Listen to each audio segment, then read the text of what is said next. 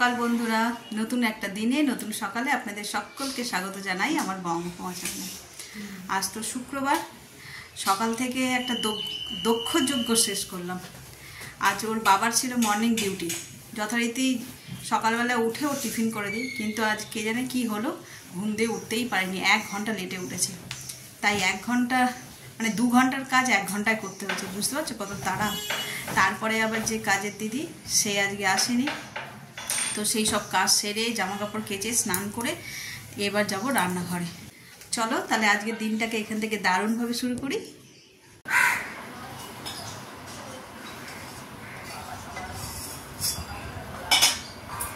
এই যে রান্না শুরু করে দিয়েছি, ভাত ডাল হয়ে গেছে, এখানে উচ্ছে ভাজাও হয়ে গেছে। এবার মাছটা করলেই মোটামুটি আজকের মতন শেষ। আজকে এনেছে ট্যাংরা মাছ। এই ট্যাংরা মাছ বেগুন দিয়ে ঝাল করলে ভালো লাগে খেতে বেশ। আর যারা ট্যাংরা মাছ খাবে না তারা কাতলা। চলো তাহলে মাছটা রান্না করে নিই। বেগুন তো আনিনি, ফ্রিজে আছে কি দেখি, যদি থাকে তাহলে বেগুন দিয়েই করবো। ট্যাংরা মাছ বেগুন দিয়ে ঝাল খেতে বেশ ভালো লাগে। আর একদম জ্যান্ত ট্যাংরা তো, আর পেটে দেখো এই যে ডিম ভর্তি, খুব সুস্বাদু একটা মাছ। কাতলা মাছের থেকে এরকম ছোটো মাছ খাওয়াই ভালো, শরীরের জন্য ভালো, আর মুখের স্বাদেও ভালো লাগে। আমার এই বড় মাছের চেয়ে তাও ছোটো মাছ খেতে বেশি ভালো লাগে।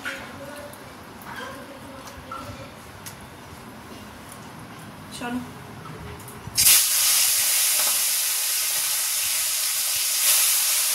এই যে ফ্রিজে একটা বেগুন পেলাম, কেটে নিয়েছি। বেগুন দিয়েই করবো ট্যাংরা মাছ, আর তোমাদের সঙ্গে শেয়ার করবো কীভাবে বেগুন দিয়ে ট্যাংরা মাছের ঝাল রান্না করি। চলো এই বেগুনগুলোকে একটু ধুয়ে অল্প করে একটুখানি নুন আর হলুদ মাখিয়ে নেব।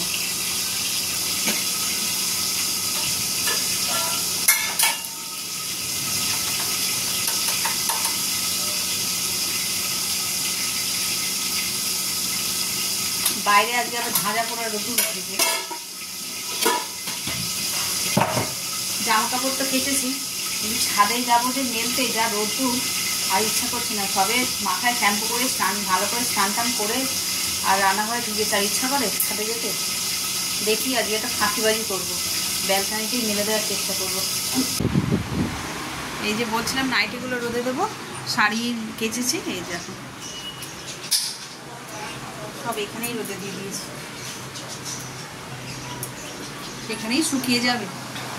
যা রোদের তাপ, আর গরমও সকাল থেকে পড়ছে। আমার রোদ্দুর দেখলেই ভয় লাগে জানো। চলো ওদিকে তো মাছ ভাজাটা হয়ে গেছে, বেগুনটা ভাজছি। আর এই যে মাছটা সব একে একে দেরি মানে বর তো কাজে চলে গেছে, ছেলেই শুয়েছিল, দেরি করে উঠলো। এই বিছানাটাকে আবার ঠিক করে নিই। এসে কালকে বলছিলাম চাদর পাতার সময় সিনথেটিক মানে সিল্ক ভাব আছে চাদরটাতে, যার কারণে একদম টান হয়ে পাতাই থাকছে না, গুটিয়ে যাচ্ছে। আবার এটাকে আজকে ভালো করে তুলে পাততে হবে। চলো বিছানাটাকে রেডি করে নিই। এই দেখো এই যে আমার বিছানার ফাইনাল লুক। আবার তুলে পাতলাম টান করে, কিন্তু বেশি টান করে পাতলে বেশিক্ষণ থাকবে না। চলো তাহলে এবার রান্নাঘরের দিকে যাই, আবার মাছের ঝালটা রান্না করে নিই। চলো এবার মাছটা রান্না করে নিই। এই যে মাছটা রান্না করে, এই যে বেগুন আর মাছ এখানে ভাজা রয়েছে, আর কড়াই তেল বসিয়ে দিয়েছি, তেলটা গরমও হয়ে গেছে। এতে দিয়ে দেবো কালো জিরে। কালো জিরেটা একটু ভাজা মতন হয়ে আসলে এর মধ্যে দিয়ে দেবো লঙ্কা আর কাঁচা লঙ্কার পেস্ট।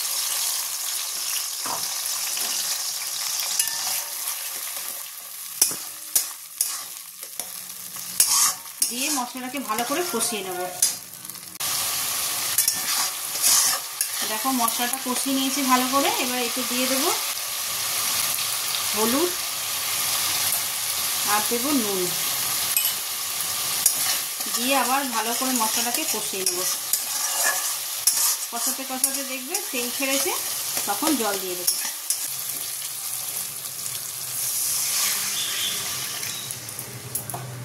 দেখো ঝোলটা ফুটে গেছে।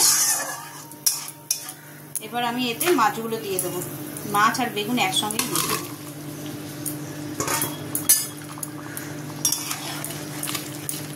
এবার এতে একটা ঢাকা দিয়ে দিলাম, এটা 2-3 মিনিট হয়ে গেলে তারপর আমি এতে দেবো সর্ষে বাটা। এবার এর মধ্যে দিয়ে দেবো অল্প সামান্য একটু সর্ষে বাটা।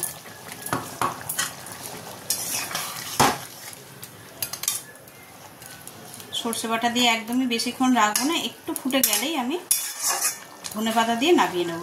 এর মধ্যে দিয়ে দিই ধনেপাতা। ব্যাস রেডি হয়ে গেল আমার বেগুন দিয়ে ট্যাংরা মাছের ঝাল।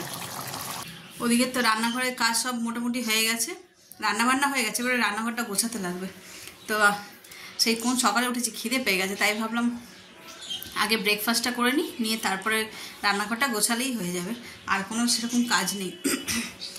চলো দেখো আজকে কী সেই মুড়ি, চানাচুর, শসা আর এই কালকের নারকেলি আলুর দম, এই হলো আজকে আমার ব্রেকফাস্ট। আর আগেও বলেছি, আবারও বলছি, মুড়ি খেতে আমার ভীষণই ভালো লাগে, তাই মুড়িটাই খাই। লুচি রয়েছে কালকের, কিন্তু সেটাকে ফেলে দিয়েই আলুর দম মুড়ি খাচ্ছি। চলো তাহলে খেয়ে নিই, আর কার কার মুড়ি খেতে ভালো লাগে একটু কমেন্ট করুন।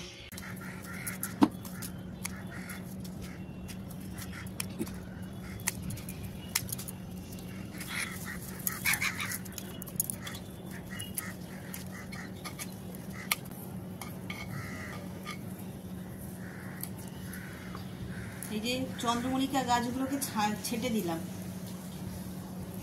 এই যে বর্ষা পড়লে এর থেকে নতুন ডালপালা গুজে আর শীতকালে ফুল ফুটবে।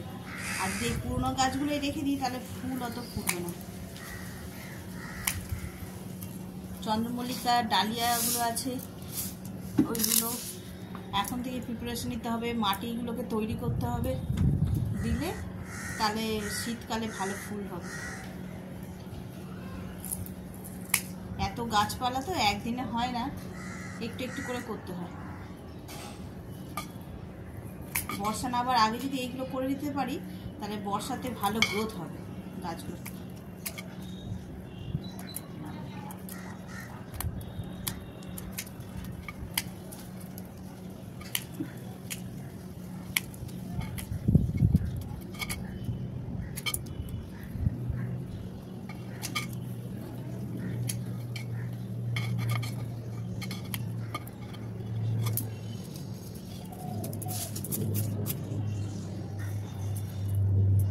গাছের গোড়ার মাটিগুলোকে সব খুঁড়ে বের করতে হবে, করে ওতে আবার সারও দিতে হবে।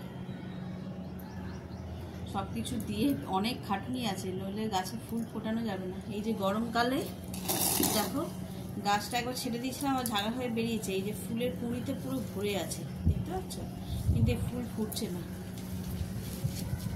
এগুলো সব শীতের গাছ তো, গরমকালে এতে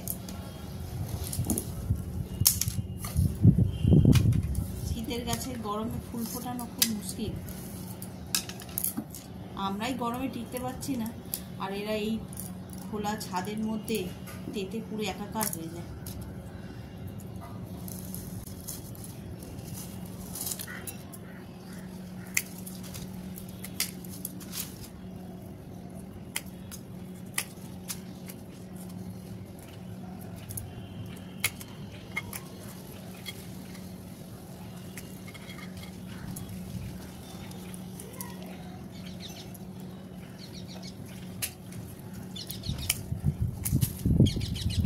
আওয়াজ শুনতে পাচ্ছ? টিয়া পাখি একা একা করে দৌড়াচ্ছে।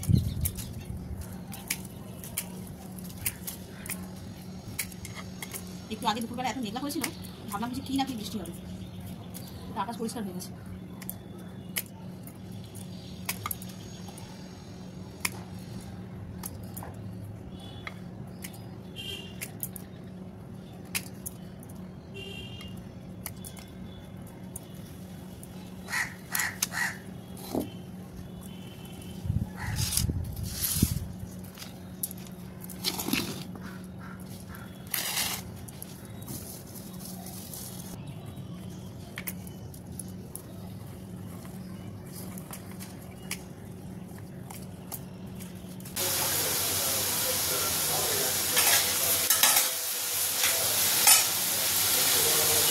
এই যে এখন রাতের তরকারিটা বসিয়ে দিয়েছি।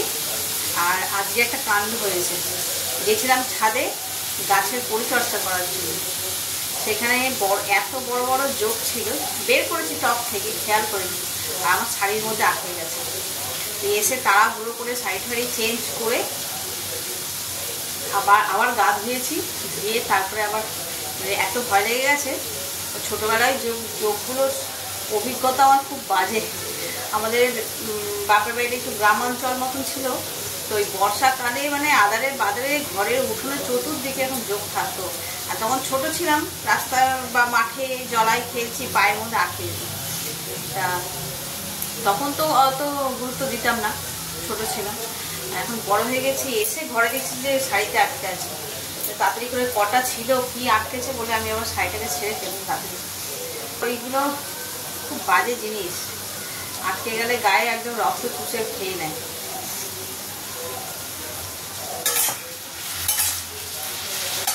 চলো তরকারিটা করে নিই। রাতের তরকারিটা তো হয়ে গেছে, এবার কালকের জন্য ভাবছি একটু সবজি কেটে রাখবো। চলো সবজিটা লাইটটা অফ করে দিয়ে যাবে।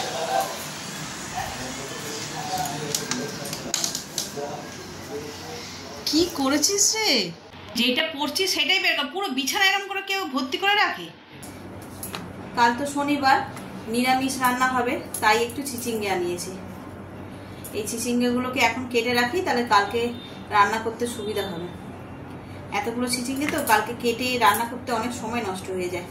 এখন চুপচাপ ফ্রি বসে আছি, তাই ভাবলাম কেটে নিই। আর চিচিঙ্গেগুলো দেখো কি ছোট ছোট, খুব কচি। আর এই কচি কচি চিচিঙ্গের পোস্ত খেতে দারুণ লাগে। কাল তো নিরামিষ, কিন্তু এই এগুলো চিচিঙ্গেগুলো দিয়ে চিংড়ি মাছ দিয়ে বানালেও ভীষণ খেতে সুন্দর লাগে। চিংড়ি মাছ দিয়ে পোস্ত করলে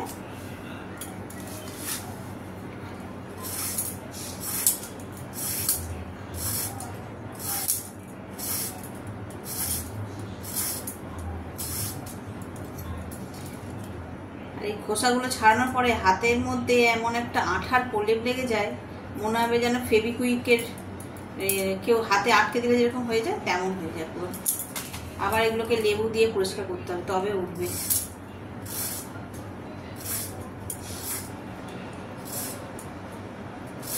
এগারোটা বেজে গেছে, আমাদের খাওয়া দাওয়াও হয়ে গেছে। আজ একটু তাড়াতাড়ি হয়ে গেছে, ওর বাবাও নেই বাড়িতে, নাইট ডিউটি গেছে। আর আমরাও তাড়াতাড়ি খেয়ে দিয়ে এই যে হাত মুখ ধুয়ে করে বিছানায় উঠেও পড়েছি। চলো আজকে ব্লগটাকে তাহলে এই পর্যন্তই রাখছি। যদি কিছু ভালো লেগে থাকে তাহলে please like, comment, share and subscribe. সকলে ভালো থাকবেন, সুস্থ থাকবেন। আগামীকাল আবার দেখা হচ্ছে।